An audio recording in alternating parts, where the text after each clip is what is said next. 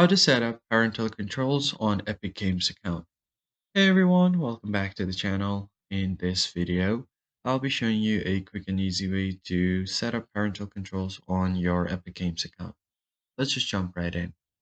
First thing first, open up your web browser and search for Epic Games Store or just Epic Games in general. Go to store.epicgames.com. Once you click on this link, you should be getting over to your Epic Games Store. Make sure you've logged into your account. Click on your account icon right at the top, and then from this pop-up, you can find your account section. Click on it. This is where you manage all of your account info. And then what you want to do next is scroll down here and find parental controls. Click on it.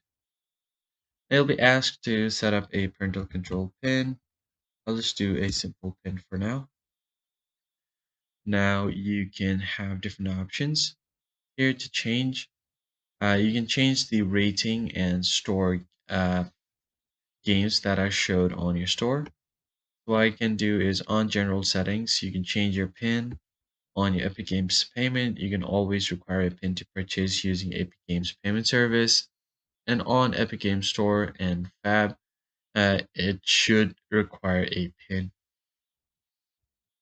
So you can move this dial up or down depending on your choice. Let's say if it's 16 plus, after 16 plus, it should require a PIN to play these games, and you can do this for 18 plus or unrated as well. Go over to social permissions.